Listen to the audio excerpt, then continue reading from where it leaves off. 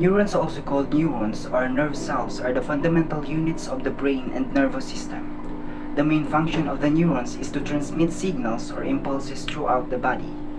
The long extensions of the neurons that arise from the cell body are called dendrites and axon that mainly help in this transmission. The dendrites receive signals and the axon relay signal. In the video, it mentions about the starvation during the pandemic. How does the food affect neurons? According to research, the food we ate affects neurons, which are the major cells of the brain.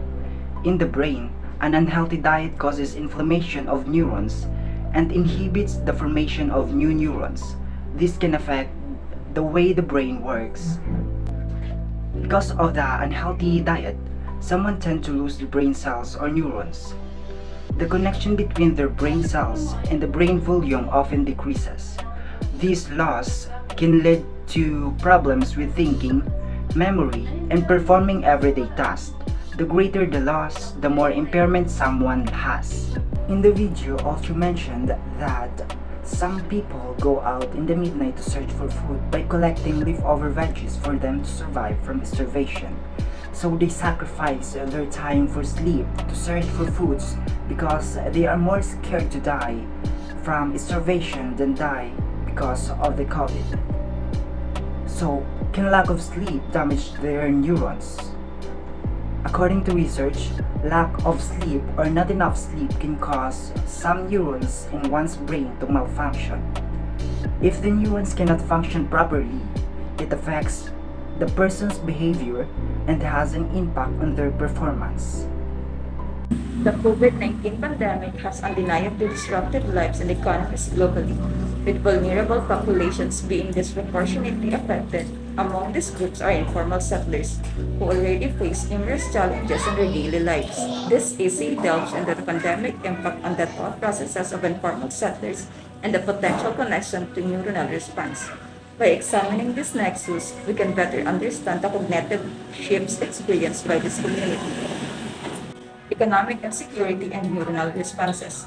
The pandemic significantly affected the informal sector's community's already fragile economic situation. In the face of widespread job losses and economic instability, neurons may respond with increased stress and anxiety.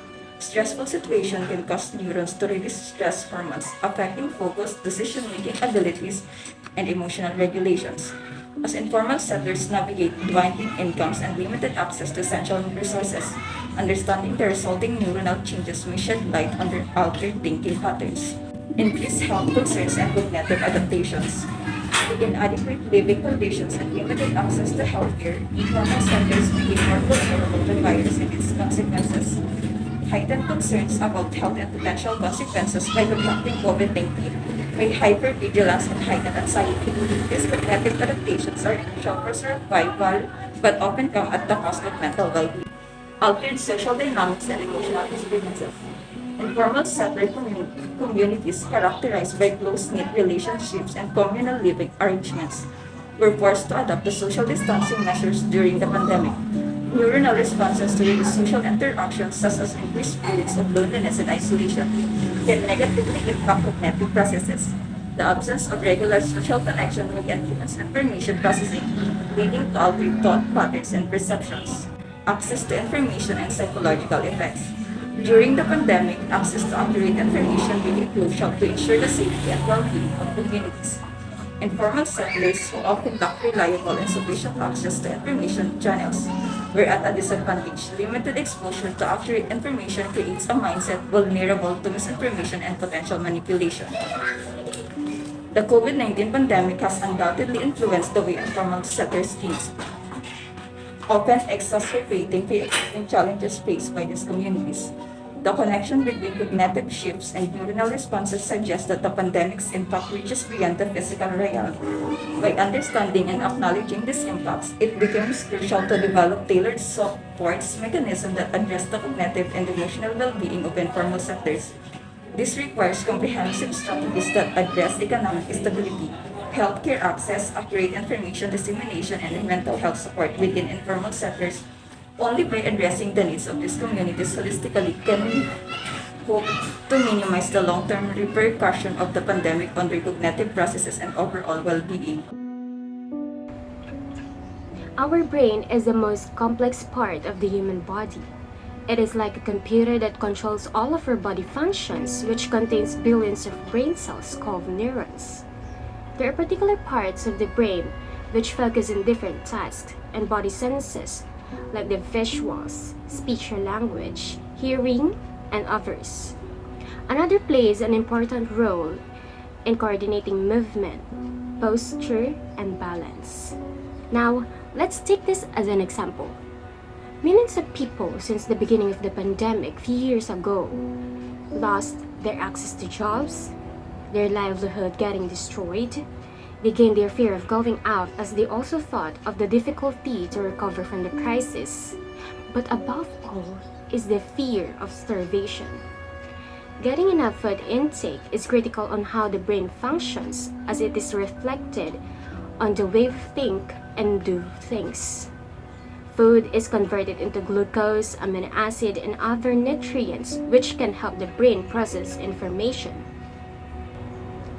Being extremely sensitive and delicate, the brain requires maximum protection and enough nutrients to function at its best state. This also depends on how the mind responds to different situations, such as facing dilemmas like the pandemic.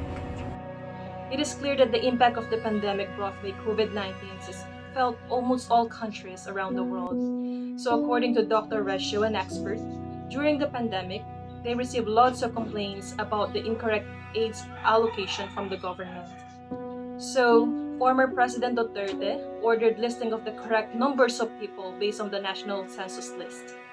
Even poor people should also receive an equal amount of aid so that the numbers of malnutrition shouldn't increase, more especially among children and infants. Malnutrition is associated with an increased risk of attention deficiencies and other antisocial behavior. Nutrients deficiency also impact the complex chemical processes of the brain and can lead to less efficient communication between brain cells. During the pandemic, people tend to conserve their food stocks so that they can somehow fill their stomach and not die of hunger. Eating foods is really essential to our body. The brain releases on glucose, a form of carbohydrates, as its main source of fuel. So despite of COVID-19 threat, a lot of people or poor Filipino people decided to participate in EDSA to shout out and protest to inform the government that they are starving, needing some foods to overcome hunger.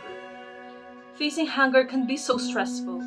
If you perceive a situation as stressful, the hypothalamus region of your brain begins the stress response. It starts by sending a message to the pituitary gland, so the pituitary gland then sends a message to adrenal glands. The adrenal glands are found on top of your kidneys. These glands then release the stress hormones cortisol.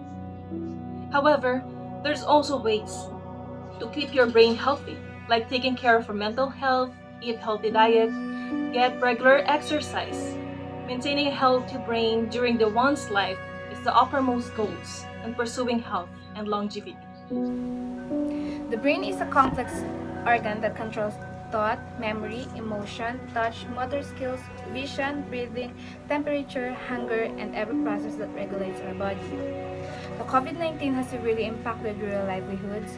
In disadvantaged communities in the Philippines, loss of income and job possibilities were the main issues. Communities that are more vulnerable to disasters have a harder time adjusting to COVID-19's restrictions and their significant economic impact. Many people reported experiencing feelings of anxiety and despair throughout the pandemic. The prevalence of anxiety and depression increased throughout the pandemic and is higher in young adults, women, and people who have lost their primary source of income. Compared to their male contemporaries, adolescent girls have also reported feeling more hopeless and depressed. The documentary I watched was about the COVID-19 lockdown and how it affected Filipinos so much. I connected this to our psychology topic, the amygdala.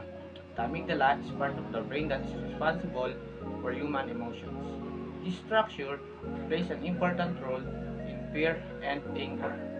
This documentary shows how the lockdown has affected the Philippines during its duration. The Filipino people have been greatly affected because of the lack of work, no one to buy food, and also the lack of help from the government.